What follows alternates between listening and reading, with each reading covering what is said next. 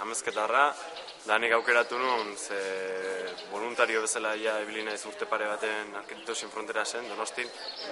Eta noski, hasi ginenen beti geneuken esa idea de mundua aldatzea da, ez? Osa, hartu eta jun, ez dakit, Afrika o Sudamerika edo beste. Eta, han, zeo zeikera harrietea. Sartu nintzen kooperazioan, pixka desilusioa eman baina bai urte eta erdi landutak gio, hemen egotea eta hemendik lan itea eta jendea sensibilizatzea nahi nun hartuta. Pixka desatean, ez, aurpegi jartzea pobrezia horri eta itean lan horri eta benetan lekun zeian ikustea. Pixka baitaren motibatzeko norbeak, ona etorritakon, o beste lekutan itean gauzik iteakon, idea egin okitzeko, ez garbio, zeiten egin.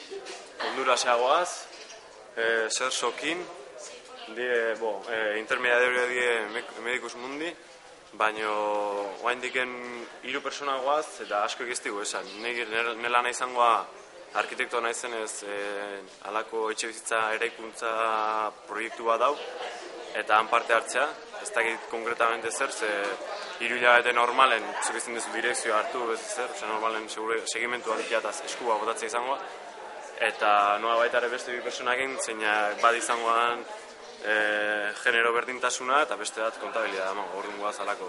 Esan diguena baitzat, egolde oso beroa, lan augari. Nire oso guztua horrekin. 2 asteburu izan geha, eta karo, gu dauzko launek aurreko asteburun bat zeudenak hemen, eta bain ez dienak etorri. Inkluso, hain ondo eman ginen, 2 elkarri 1000 eta eman genizkien, eta berretortze gehan, da hemen etorri ginen, 300 bakarrik, zan como, hartu zaitu eta kriston festa, como, ez? Osa, ez dakit, dena pixkat arraro behalako, ez? Kooperante izateak, ez dakit izatiken, denak hemen ireki, dena kontu esaten, ez dakit zer, pixkat, ez dakit, nik esatet dena, karo, ni nire kuadriakin olako gozeta hitzetzen hasten ezenen, ni nahiz, du apartate, baina hemen nola pixkat denak alako ideak dauzkeun, baina dena da, nola jente jutu zaitxo, bena idea antzeko dauzkezu eta horrekin oso ondo montatu beha, oso guztua. Gu ematea guazela uste du, baina eske IES emateko gaiz geha. Guk aurrena han ikasi behar dugu. Zizteuki idea ike. Eta orduan da, karo, ni laundu nahi baina seguru asko. 2 pauso ematen dagoen, bat hankas hartukoet, orduan, nik ingotena han ikasi, han ikusi, han lehen esan detena ez, aurpegi eman pobrezi horri itean lanai, oza, nola itean ikusi, hortatik ikasi, da berezekin nahi detena da, Karo, hemengo egun horrekotasun hori pixka kostientego izan, horrek zer eragin duen kanpo, eta hoi zuzenen ikusi.